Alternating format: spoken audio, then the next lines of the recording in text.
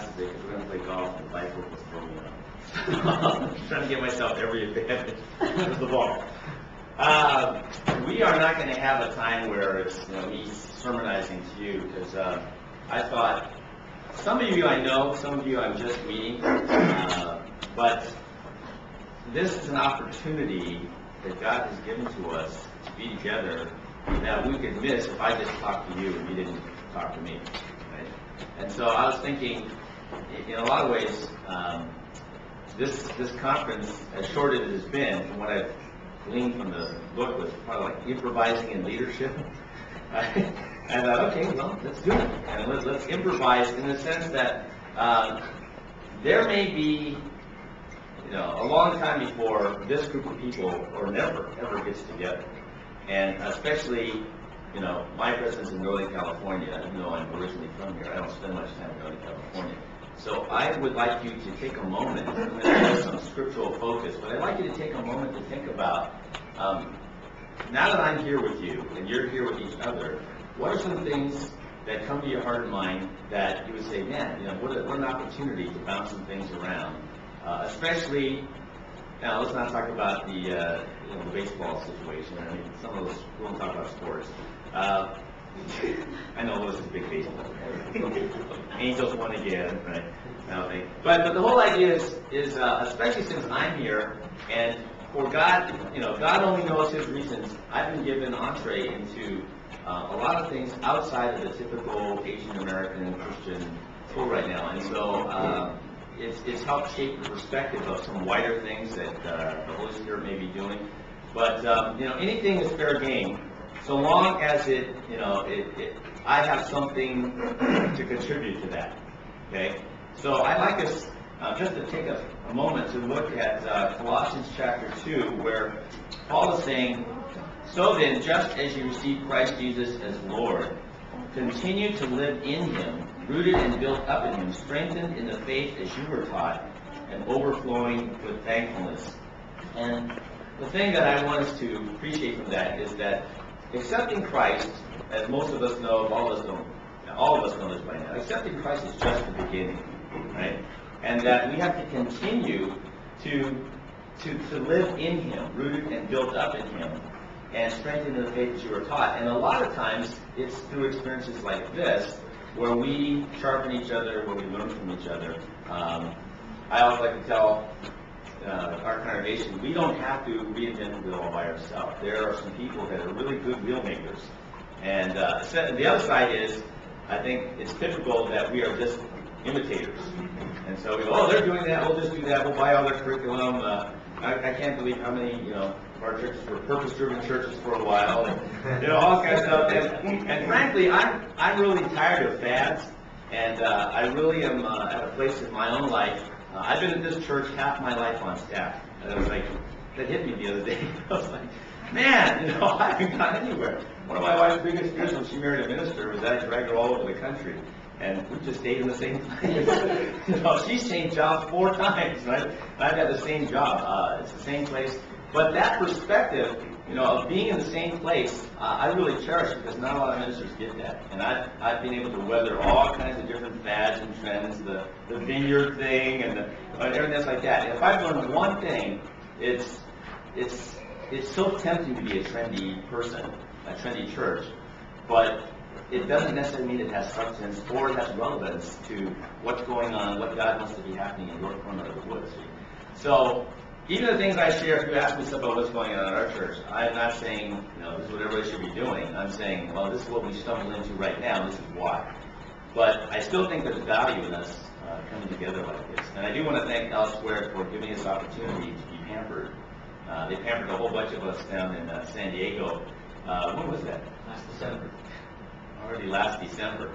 Yeah, and that's such an incredible experience for people who are always working on a budget. People are always kind of playing it close, and to the margin, and they just feel like, no, this is for you. You're worth it. So thank you, Elsewhere. Okay, so what are some things that, since I'm staying in the room with you, that you would like to talk about with me in the room? About ministry, about leadership, about trends, about what? Yeah, Kelvin? Just exactly what you said. If a church gets itself into a trend, how do you get yourself out of it?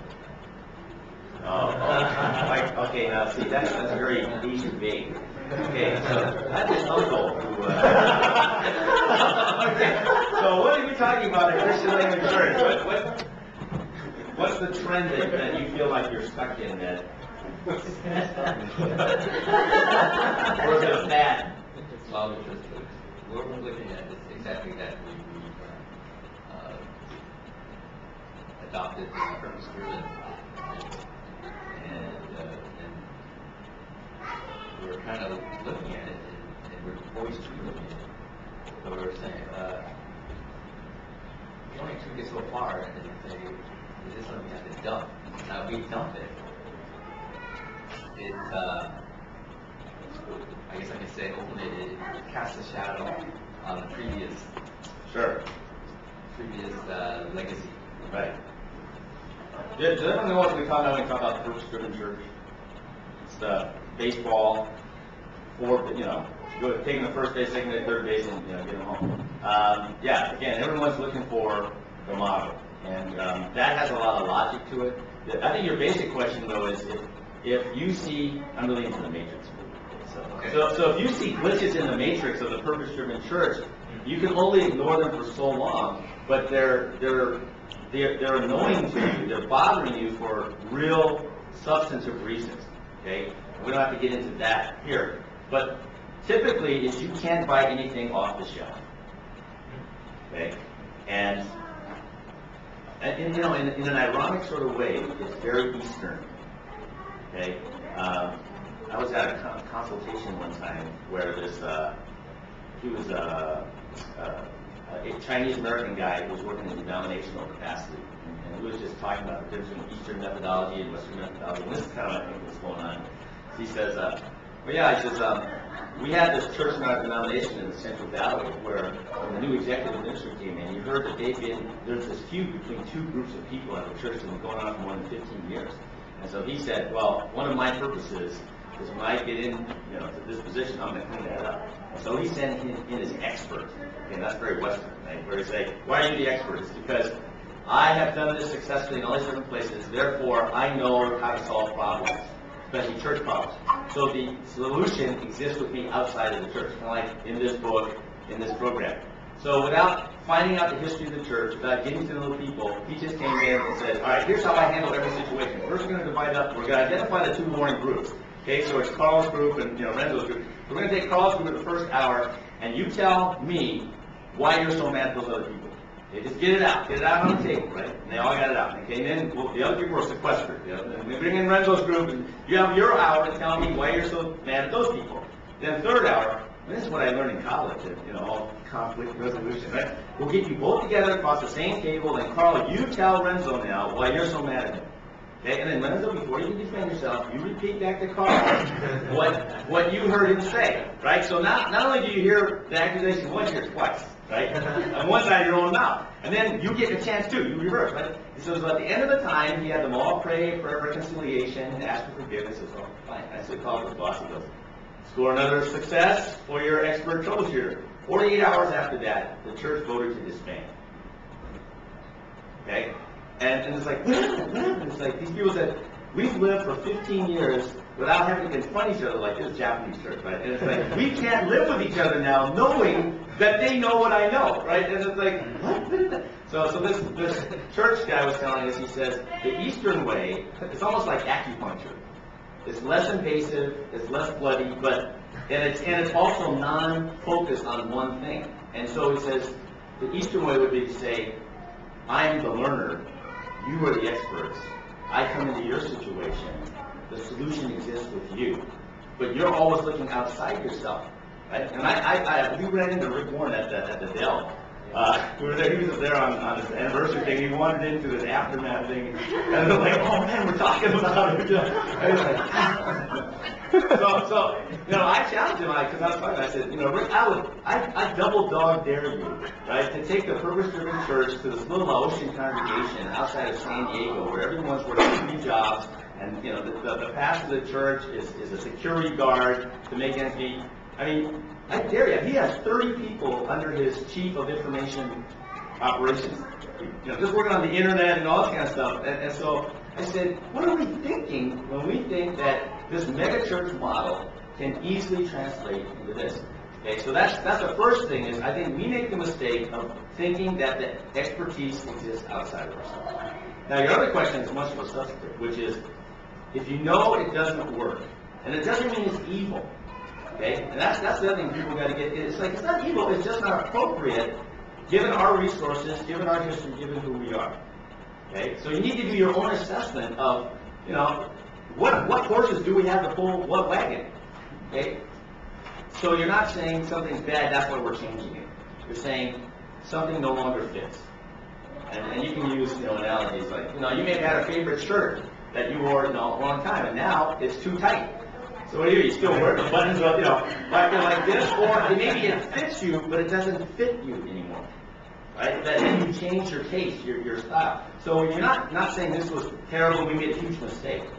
Like, I inherited part of a church that had been pastored by my predecessor for 20 years. And I was there 18 of them. And I changed everything. Okay? And I still run into, how do I talk about the excitement about what we're going to do now without sounding like I'm lambasting what we used to do and what they're still doing? Okay? I mean, and they're just 5 miles away. Okay? And it's not easy, but I think I have to check my heart and say, I really don't believe that what was going on before was evil.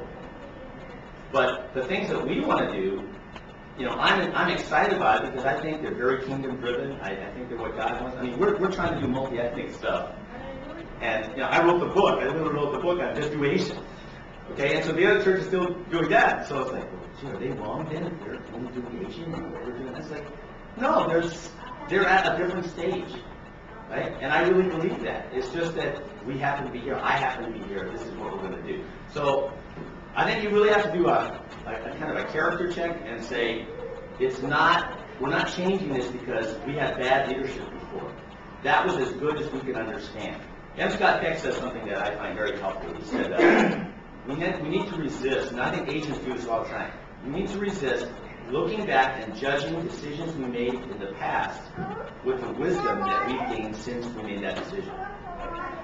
You follow me? So we tend to second guess ourselves and go, oh man, we should have done that. It's like, no, that was the best decision that we knew how to make then. And making that choice then added more wisdom to our equipment. And now we're able to kind of assess it in a different way. Now, one of the things I get accused of is I change things too much. Okay? And people think I change things for the sake of change. And I said, no, I just took this extensive personal assessment, and I was so vindicated. Right? It said in this thing, it says, you never take your eyes off the prize, but you are always willing to alter the means to the prize if you gain subsequent information that means it's a better way. Okay? And so I had to kind of sit down with some of our own people and say, look, let me remind you, we're still pursuing the same thing. But it's been 5 years, and we've learned some things along the way. And we can do it better. Okay, so does that help? So I think that's what my seminar was about at the National Pastors Conference was, God didn't make you Bill Hybels or Rick Warren, and that's okay. Because I don't know if they can do the job in your setting. But don't miss being you.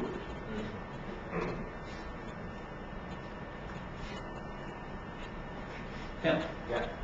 I have a question. One of the trends today is the declining influence of seminaries in the role of local churches and pastors. So I guess I'm bringing this up to you as well. Just what do you see ought to be the role of a seminary in the context of ministry? What can seminaries do to change their change? They have to change in order to meet the needs of the church. You do this for job security's sake? Well, maybe I'm just searching for a new job. Tim is our seminary professor here today. I've been a part of a number of different gatherings where pretty much the assessment is seminaries are blown at big time. And it's a different reason why they're coming to that conclusion. I think the earlier conclusion was a reaction against intellectual education. And so, extremely conservative people go, see what happens when you get smart? It's like you start asking too many hard questions. Just gotta, dump that whole thing. That's not the reason they're talking about that now. I think they're talking now about seminary is blowing it big time for a couple different reasons. Number one, a lot of us, and this is where elsewhere can really help a lot of our ministries. There is so much pressure now to know how to manage an organization. Strategic planning, all that other kind of stuff. One of the things my assessment came out and says, you're great at the ideas, but it's the follow-through, that's where, you really lack. But they said that's not a put down of you. It's like, it's very rare that the idea person is the follow-through person. Okay? And so here I go, I got people sitting on my board now, okay, Ken, what's your strategic plan for the next 5 years? And, we're now going to hold you accountable, the rest of the staff, to accomplish measurable goals. Geez, healthcare talk like that?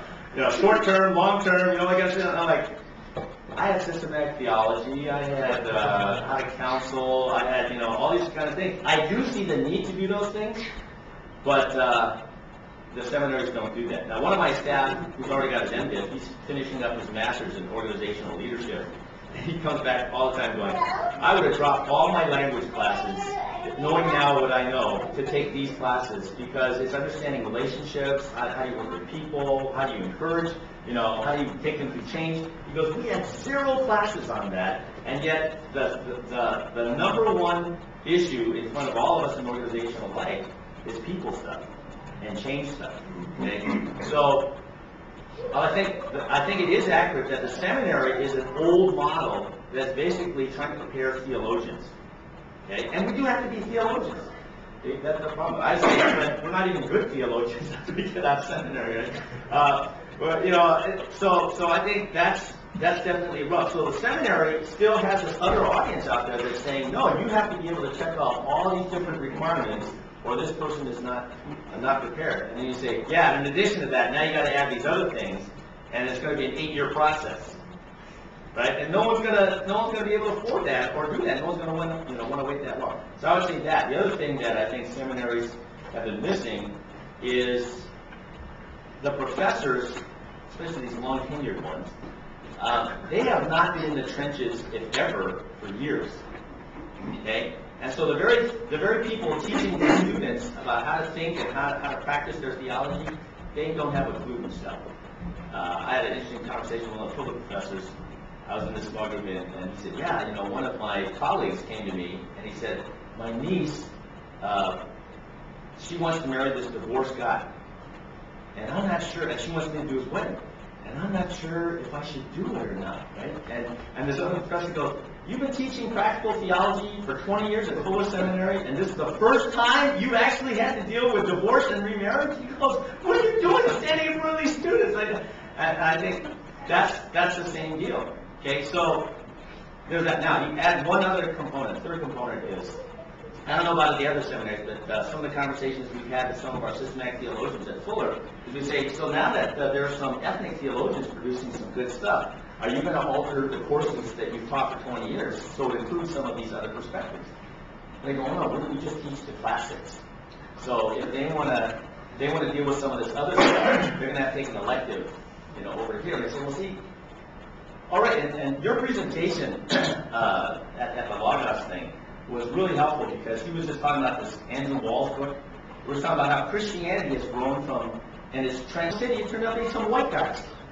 Right? And it's like, man, I'm in so much pain. And we said, we were planning to have this class on the 12th, but we're going to change the whole subject of the class, and we're going to turn it into this. And we said, would you share your family story? Because they grew up on the West Bank, the Gaza Strip, his father's university professors. And I said, because after Pearl Harbor, a lot of Japanese Americans were feeling the same way. And I often thought, as I heard those stories, how would we have responded differently? Because we're Christians. Well, here's our opportunity, right? Instead of going, all right, it's not Japanese this time, They'll have the North Koreans, sending nuclear warheads someplace, and then everyone assumes we're Korean. That sort of thing. So he came and he shared this painful story about what it's like to go to sleep at night and know that bullets and missiles made in America are being aimed at your house and stuff, and how his nephew had leukemia. He was 2 years old, and his sister and his brother-in-law went to the checkpoint every day for a month, even though they didn't have time to get the right pass. Say, you've got to get into the best hospitals in Jerusalem. He can be cured. And they go, you have to go through all the red tape. And he died. Okay? And he said, just to see how my little nephew died, and he didn't have to die. And he said, and yet, because we're all Christians, we're able to forgive the Israelis. Right? We're able to forgive, this thing. But you need to understand there's parts of the story that you don't hear. Okay? And then I was going to pray for him that night. And then I thought, something else is going on here. And we have a Jewish member of our church who had just joined the year before. And I said, Larry, would you come up and lay hands on Simon? And he goes, absolutely. Right? So he gets up there. And then there was a woman who was in the relocation camp that was 70-something years old, Kathy. And I said, Kathy, you actually went through the experience. I think you should pray tonight too. Right? And she wrote about this in her Christmas letter. So that was like the most profound honor I ever had. And I said that was a kingdom moment where we're saying the world is at war, and yet somehow Christ is supposed to make a difference. Now, we wouldn't have been sensitive to that if we had said, basically, we're an Asian church that's nice to non-Asian people, which I think is where a lot of our churches are at, where we were at for a long, long time. And I'm saying, even if there's one Palestinian in our church, even if there's no Palestinians in our church, we have to look at things differently. Okay? We made the AP wire service on Martin Luther King holiday because we were one of the only Asian churches in America that was celebrating Martin Luther King's birthday. Okay? And because I said, there's some black folks in our church now, and I said, they're thinking, man, if I was in a black church today, we'd be talking about Martin. Right? And it's like, every black church in America is all talking about Martin Luther. I said, how many of your churches talk about Martin Luther King? He was a Christian, he was a pastor, and yes, he wasn't perfect, but his whole launching of the civil rights movement was based on his experience with the cross of Christ. He was able to read his letter from the Birmingham jail. So I thought, the sad thing is, if his name was Martin Sasaki, right, or Martin Chan or something like that, all the Asian churches would be, talking about it, and none of the black churches would. And so we actually said, all right, we're going to focus on the spiritual significance of the civil rights movement this week. And we're going to have a film festival. And all of my good-heartedness, I'm going, we're going to watch Mississippi Burning. Okay? Because that's an important film. And so I had this black girl in our church who goes, Ken, you show that movie, all the black people are going to be pissed off. I'm like, what? Why? I mean, that's good. He goes, you watch it like a black person, and then you'll know why we get mad when we see that movie. I'm like, I really appreciate that. I really do. I had the best of intentions, and so I saw it, a couple days before. I go, I see why you would be mad. Right? So I said, what would you suggest? Okay, so here's like outside insight. Right? I said, what would you suggest? He said, Eyes on the Prize. He said, that was a PBS documentary series. He says, I'm a counselor at Cal State LA. I can get those for you.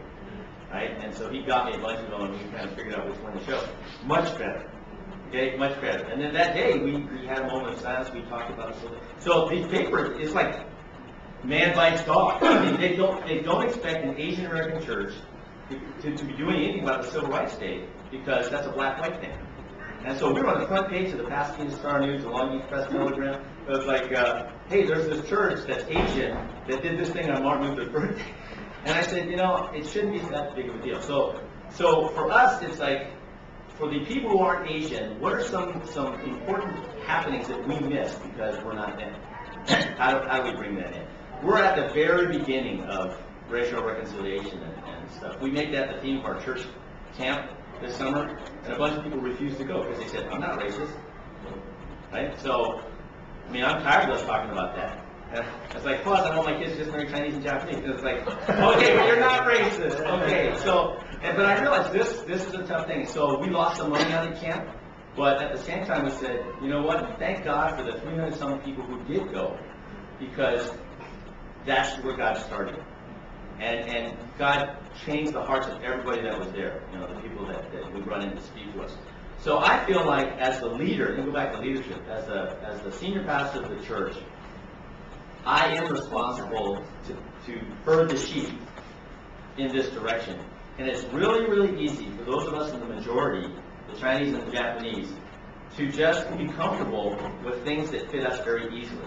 And we don't realize how much it's costing the other people to fit in. And I'm trying to reduce the cost for them. Okay?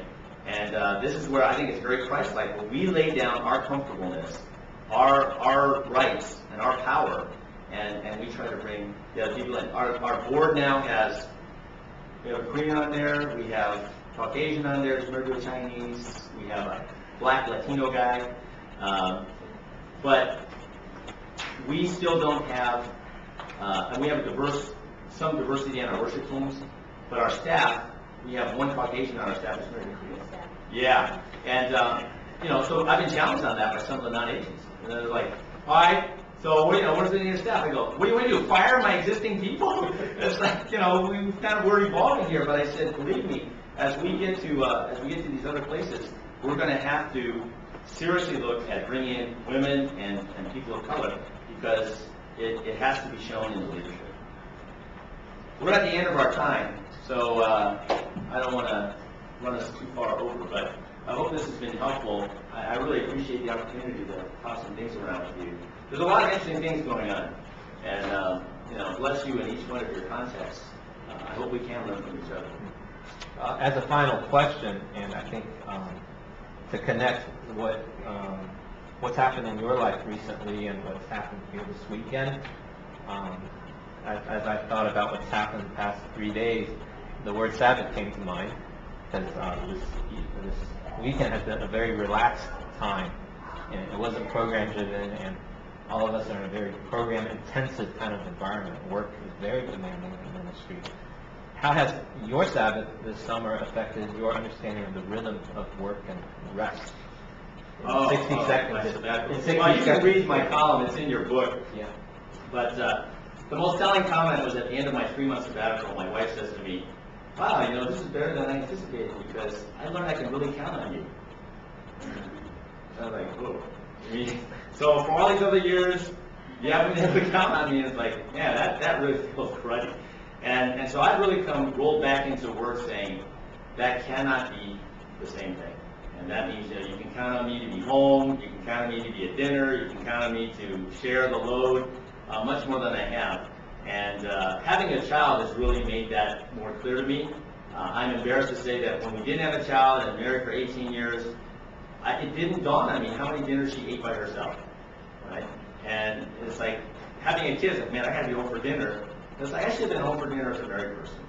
And I've said that to my church, and they're in a different place. They're getting excited. They say, yeah, how can we expect you to be an example in your marriage, when at the same time our other expectations, you have to be at all our things.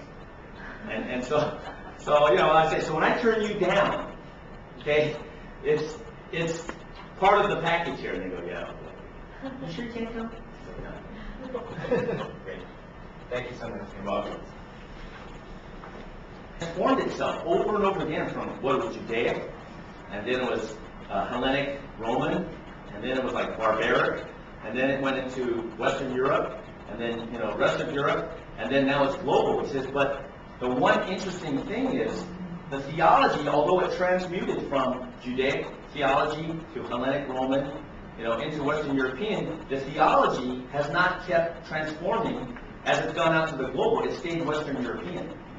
Okay? And so I think part of that problem is that the people in the places of higher learning themselves have not seen a need to add to their understanding of theology. And so people are saying, well, you're not teaching me what I need to know. And one of my classic encounters was we had a thing at Forest Home, and Christianity Today magazine was doing a special issue on ethnic churches in America. I write about this in my book, and one of our American Baptist pastors from Oakland, Allen Temple Baptist Church, he has like Desmond Tutu's preach at his church and all this kind of stuff. And so there was like one of the deans from Ann Arbor Newton Seminary was saying, we want to be multi-ethnic as a seminary, but all the black students go to black seminaries. So what do we have to do different? And this J. Alfred Smith goes, let me ask you a couple of questions. He says, do the students who matriculate at your school, are they required to take American church history before they graduate? He says, oh, yeah, absolutely. He says, how many books on the black church history in America are they required to read? He says, none. Is that because the black church has no history in America, or you don't deem it relevant to the study of American church history? I think I must have. He was like, He goes, now why would a black student take American church history, coming from a black community with its rich, church history, and feel prepared to go back and be, an agent of change in that when you don't tell them anything about that? Are you ready for my second question? And I said, my second question is, do they have to take preaching at your school? And he goes, oh yeah. So who teaches that class? He goes, oh, it's Dr. So-and-so. He goes, oh, he's very good. He says, I think he's educated in Scotland, wasn't he? But he says, our students, for them to get into college and then graduate and then get into seminary, they're our top, they're our brightest and our best. They can get an A in that class. He says, but in order to learn how to preach his style, they're going to be untaught the black style. And the first sermon they preach back at their home church, they're not going to have the passion. They're not going to have the hoop. They're not going to have the emotion. And he said, they won't even know how to rhyme anymore. And so they're going to get laughed right out of their pulpits. Okay? And so here's his conclusion. He says, so to answer your question, we'll start sending our students to your seminary when we feel they get their money. Okay? And I had an epiphany because I thought, man, as an Asian American student, I went through all that seminary thing, and I never once questioned what I was getting. Okay? So I was like, yeah, those black students, they're going to demand black preaching class. I was like, no, I can preach just like my white professor. Right? Because that's, that's for a black thing. We don't have to do that. And anyway, I feel like that's part of it. Is the world has just collapsed together. It's so much more of a rich and diverse world, but it's not in the seminary. I would agree with that. I guess I can follow up. Then what are we going to do in terms of leadership development for, you still send students to seminary? Sure, we do. Yeah. We supplement. And I think that's been a positive move. The local church needs to take on more responsibility. The seminary simply cannot do it all. It has, right now, certain structures in place, its limitation of even faculty, and all that stuff, and time. So that's why internships. So one of the things that we just did this year is we call the Emerging Leaders Track. And this is totally separate from what the seminary requires, but we now have a monthly meeting with all our seminary students and all our campus ministers. And we take them through certain studies on what it means to prepare to be a Christian leader. And, we're real excited about that. And we're not saying cool on the seminary, but we're just saying we can't expect that the seminaries will be able to pull this off because they simply don't have the context. So, maybe as some of us, come up with some of these things, we'll write a book, you can buy it, and you'll just copy us. Yeah. I think Logos Seminary in Southern California, some of us have involvement. Their Asian American Ministry program is trying to facilitate electives that will deal with an Asian American Ministry context. And I guess other seminary students can come from their seminaries to take the elective, and it counts as credit for the degree program. So it doesn't have to be a supplemental extra thing. And I thought, that's filling a real immediate need traditionally. Yeah, but the problem Logos is running into is that they can't attract the faculty to teach the classes. So it's a great, if you don't know, Logos Seminary is a Taiwanese-based seminary in El Monte. And I give them so much credit because these are first-generation Taiwanese people who've got this whole, I don't get this, is it FEC or EFC? It's one of those. And they proliferated all these churches in a short period of time. And if you go on their website, it's all in Chinese. Right? If you open their school bulletin, it's all in Chinese. And yet the president and the chairman of the board are saying, we see the future as we have to do this Pan-Asian thing too. And so they started this Institute of Asian American Ministries. They have this big dream. They're going to contact the 10 top evangelical seminaries in the United States and get them to all give credit for their students come on this campus for a 2-week intensive experience. But the problem is, and this is what I'm seeing all across America, at least the places I've gone, is different parts of Christian America are waking up to the need to diversify offerings, to diversify the boards, to diversify their faculty, to diversify course, all that stuff. The problem is there ain't that many people to be the resources. Okay? And so one after another, they say, okay, we're going to ask that one Hispanic guy, because he's the guy. And the guy goes, I am the guy, and I have 100 things that I've got to do. And so for me to add your thing to help change your thing, I simply can't add that one more thing. University's board, we had 2 top Hispanic people put on the board that lasted like 3 months. and they would just say, I have to get off the board. I simply can't do this. So August is running into this too, is they're saying, yeah, there's not enough Asian American faculty to be on a faculty of all these 10 different evangelical seminaries in the United States, even if they wanted to have this. So why don't we just consolidate and pull it into this one place, and then everybody can have the top experience, just in this concentric sort of way. But the problem is, everyone's busy. Well, but I thought they were going to have you teach one of the classes. I told them I'm too busy.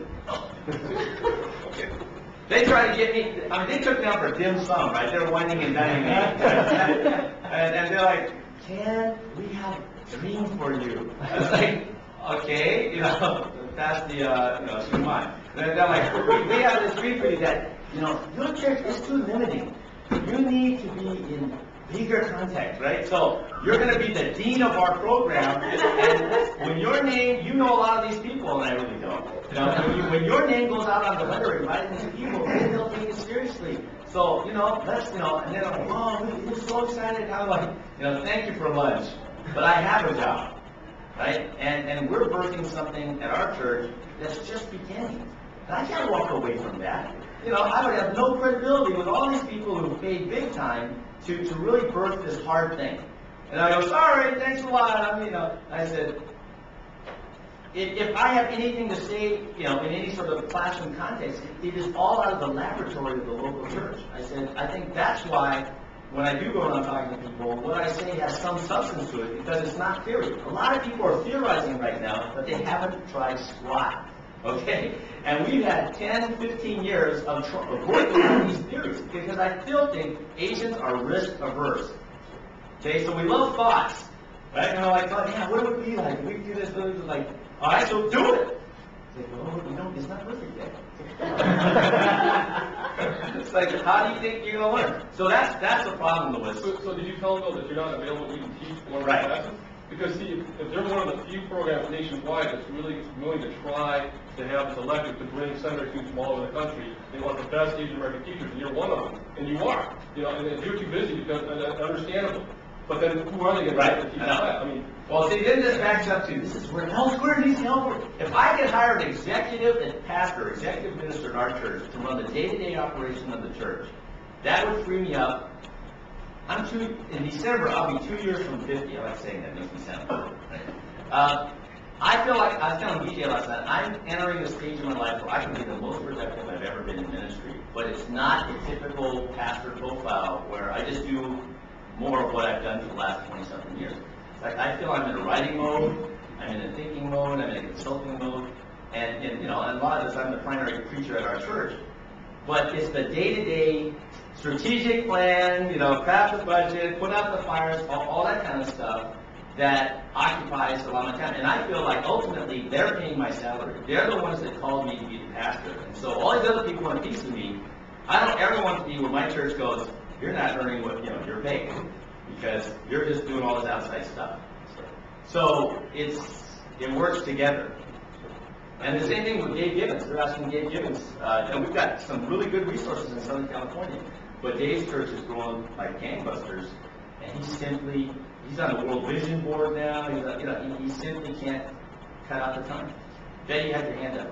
Yeah. I don't know how to say this, but, these conversations Tim and I have had for the last 17 years. We've been married 17 years. That's fun marriage. It's not the only thing. Oh, okay. Not exhausted. That's one of the reasons why we are in the seminary ministry and theological education. And, we came up with the conclusion that long time ago that you cannot throw out the baby with the bathwater. That yes, the seminaries need to change, but the baby cannot go out with the bathwater, because we need to go and engage the baby so that we can build collaborative projects and change that. Because if we are going to go out and throw the baby out, and we're building something totally new, like what Logos is doing, then I think it's a slower way and it's a harder way than what is to go and engage these existing institutions and build collaborative projects and change them over the long haul. So, I think there's a lot to be said about the seminaries to where they are now, and there's a lot, and that they have brought the church where they are now, in the sense that, in the way they think, and academics and things like that. And realistically speaking, I mean, you know, in terms of endowment and tenures and all that whole system, I mean, I think, you know, you might say that I have bought into the system, but there is a reality to that, you know, I mean, you know, people need to make a living, and there is a reason why there needs to be tenureships and stuff like that. But I'm not saying that it's a perfect system. It needs to be engaged and changed and evolved. So, you know, I think we need to decide. I mean, all of us are around probably the same age, we're around in our 40s. And so what are we going to do for the next 20 years? You know, what's the most productive time? Yeah. I mean, when you say that, you know, you're at a more reflective mode, you're ready to write, and you're more consultative. I mean, this is all the same thoughts that I'm going through in the last 8 months. I mean, that's why I left my job in January, so that I can decide on what I'm going to do next, so that in the next 20 years of my life, it will be the most productive and reflective of who I am. I'm not going to be like out there making a living, trying to prove to myself that I can master this or whatever, because I've done that in the last 20 years. And so, you know. There are some people here younger than 40. Right. Yeah, and I think it is a very, potentially incredibly formative and powerful time, but how does it get unleashed? Right? And I think we're working with a lot of systems that have been in place a long time. And yeah, I don't agree that you just destroy it, but sometimes paradigm shift means it's not a little change. Well, it's not necessarily destroy it or start it, but really, you know, like, what can we do to engage it so that we can change it so it will evolve and reflect what our needs are? I mean, you know, and this immediacy is to I start. think one of the issues related to logos, I think it's broader too. Even if logos was able to get exactly what they want, which is a big investment, even bigger investment. And they took us out to do some too. Yeah. Even if they were able to take everyone out for dim sum, Asian American students won't go there because they're perceived as the first generation seminary. And in order for them to remake that image, that's a huge process. And I'm not saying this to downplay. I love what they're trying to do. It's just that I think there's an issue that we Asian Americans have to look at in our churches. We don't tend to want to talk about Asian American identity when it comes to seminary. We tend to want to go to the big name schools, Florida or Dallas. And we tend not to think that it's important to talk about Asian American politics. That's my take when I go around talking to a lot of churches. So to talk about reforming a seminary to make it more relevant to Asian Americans, I think that's one big wall that the Asian American church as a whole has to deal with. How do we, why even talk about Asian Americans when we can go to Florida or someplace else? They may not be a perfect seminary, they don't provide Asian American politics, but that's where they got to go. So what do you do about that? Right, and then you're a graduate of locals, and you're a student. You know, what church will take you? Oh, I graduated from Locals versus I graduated from Fuller. I mean, what kind of impact does that statement say to the search committee? This guy got graduated from Yeah, that's why I went to my first board meeting with this, you know, longest Asian American history thing, and it was very interesting because they were just in the process of sharing with us that because of finances, that whole dream of having this big degree program, the joint degree thing, that's on hold. And I'm sitting there thinking, okay, maybe from their perspective, they're taking a step back, but you know, strategically, to me, to have just a few classes that people come from all over other seminaries, so they get their seminary degree at their major university, seminary or whatever, but they're able to supplement it with the best Asian American teachers, and that's why I'm a little disappointed. But I understand, but if they can't get guys like you and David Gibbons, that's really going to struggle. Even the classes we offer, because if I'm a seminary student at Dallas or Florida, and they got this class for Asian American, I look at who's teaching it. Sure. Right? And I figured, how come Ken Fong and David Gibbons? Well, they asked them if they're using their churches. Okay, well, it's understandable. But when I take the time and the effort to go there and take that class, especially if I had to travel, I mean, the guys from California do it, but Yeah, I know they have a New Testament professor there in Taiwan, and he was teaching a class on book modernism, and he was reading the book as he was, you know, as he was teaching this. I was like, you know, it looks different when you actually try this stuff. So, but that's, you know, that's what you're left with. So that's what I'm saying. We're at a place right now where, although there are some experienced resource people popping up, they're stretched too thin as it is. And so, which comes first, the chicken or the egg? And so they're saying, look, I totally commend Logos Seminary for what they're trying to do, especially since they're first generation.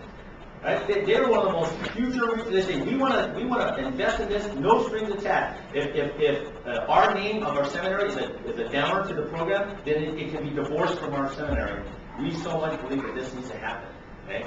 They have Filipino on the board, they have Korean on the board, right? I mean, all these different things. They're really trying to do this right, but they're running into some understandable things. Carol. Can you share a little bit, I just want to hear, where you guys are at, how you guys decided to be where you guys are at, and what are you guys doing while you're here, being strategic about being multi-ethnic and some staffing that you guys are doing. Can you just share a little bit? Sure. Our church now has roughly 14 different Asian Pacific Islander groups represented. Now some like 2, 3, others bigger. I'd say now Cantonese, Chinese make up of the 75% that are some kind of Asian Pacific. I'd say maybe 60% of that is some kind of Cantonese. Then the Taiwanese insist on saying, we're not Cantonese, we're Taiwanese. So there's like 10% of that, and then we have about 6% Korean, and then everybody else, Vietnamese, Cambodian, Indonesian, Malaysian, Chinese from diaspora, Philippines, all over the place, Filipino. About 20% or more now of our church, especially when school's in, we have so many college students coming now. And a lot of them are varsity kids, so they're really promoting racial reconciliation, and they want to be in a church that speaks the same language. So even though it's majority Asian looking, they hear the right language. So we have white, black, Hispanic. We just baptized a Palestinian American member, and that was incredibly significant. Last year, day after 9/11, actually 9/11, he calls us up. He's a UCLA University volunteer staff and student, and he said, "Man, they don't even know that it's Arabs yet, and they're already assuming it's Arabs." He says, "Man, Oklahoma